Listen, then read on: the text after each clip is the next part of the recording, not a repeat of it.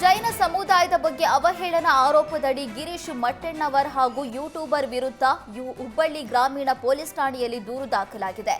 ಜೈನ್ ಸಮಾಜದ ಮುಖಂಡ ಅಜಿತ್ ಬಸಾಪುರ್ ಎಂಬುವರು ದೂರು ಸಲ್ಲಿಸಿದ್ದಾರೆ. ಗಿರೀಶ್ ಮಟ್ಟಣ್ಣವರ್ ಜೈನ್ ಧರ್ಮದ ಬಗ್ಗೆ ಅವಹೇಳನಕಾರಿ ಮಾತಾಡ್ತಿದ್ದಾರೆ. ಜೈನ್ ಧರ್ಮೀಯರು ಕ್ರೂರಿಗಳು, ಸ್ತ್ರೀಲೋಲರು, ಮತಾಂಧರು ಇತ್ಯಾದಿ ಪದ ಬಳಕೆ ಮಾಡಿದ್ದಾರೆ. ಈ ಹೇಳಿಕೆಯನ್ನ ಕೂಡ್ಲಾ ರ್ಯಾಂಪೇಜ್ ಎಂಬ ಯೂಟ್ಯೂಬ್ ಚಾನೆಲ್ ಆಧಾರರಹಿತ ಹೇಳಿಕೆ ಪ್ರಸಾರ ಮಾಡಿದೆ. ಹೀಗಾಗಿ ಸೂಕ್ತ ಕ್ರಮ ಕೈಗೊಳ್ಳುವಂತೆ ದೂರು ಸಲ್ಲಿಸಿದ್ದಾರೆ.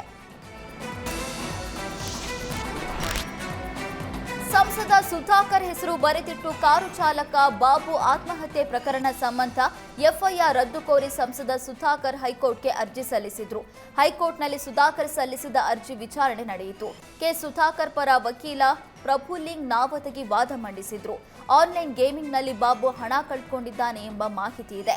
ವಿನಾಕಾರಣ ಅರ್ಜಿದಾರರ ವಿರುದ್ಧ ಕೇಸು ದಾಖಲಿಸಿದ್ದಾರೆ. ಮೃತನಿಂದ ಡಾಕ್ಟರ್ ಸುಧಾಕರ್ ಹಣ ಪಡೆದಿರುವ ಬಗ್ಗೆ ಡೆತ್ ನೋಟ್ನಲ್ಲಿ ಉಲ್ಲೇಖವಿಲ್ಲ ಎಂದರು. ಈ ವೇಳೆ ಜಡ್ಜ್ ತನಿಖೆಗೆ ತಡೆ ನೀಡೋದಕ್ಕೆ ಸಾಧ್ಯವಿಲ್ಲ, ಆದರೆ ಪೊಲೀಸರು ಬಲವಂತದ ಕ್ರಮ ಕೈಗೊಳ್ಳದಂತೆ ಹೈಕೋರ್ಟ್ ಮಧ್ಯಂತರ ಆದೇಶ ಹೊರಡಿಸಿದೆ.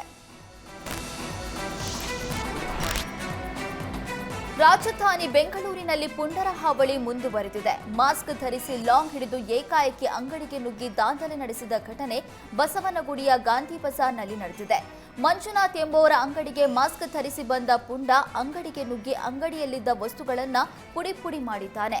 ಘಟನೆಯಲ್ಲಿ ಅಂಗಡಿಯಲ್ಲಿ ಕೆಲಸ ಮಾಡ್ತಾ ಇದ್ದ ಕೃಷ್ಣಕುಮಾರ್ ಸಣ್ಣ ಪುಟ್ಟ ಗಾಯಗಳಾಗಿದ್ದು ಆಸ್ಪತ್ರೆಗೆ ದಾಖಲಿಸಲಾಗಿದೆ. ಘಟನೆಗೆ ಇನ್ನೂ ಕಾರಣ ತಿಳಿದು ಬಂದಿಲ್ಲ. ಘಟನಾ ಸಂಬಂಧ ಬಸವನಗುಡಿ ಪೊಲೀಸ್ ಠಾಣೆಯಲ್ಲಿ ಪ್ರಕರಣ ದಾಖಲಾಗಿದೆ.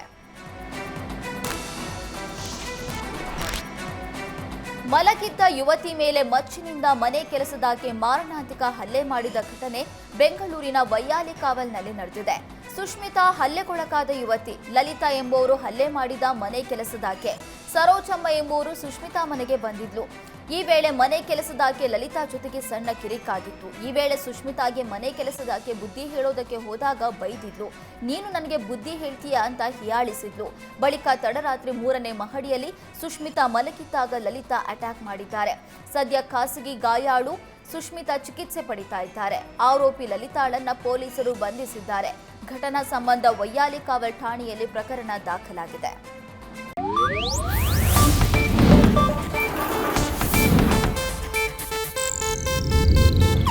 ಇದು ಏಷ್ಯಾನೆಟ್ ನ್ಯೂಸ್ ನೆಟ್ವರ್ಕ್ ಪ್ರಸ್ತುತಿ.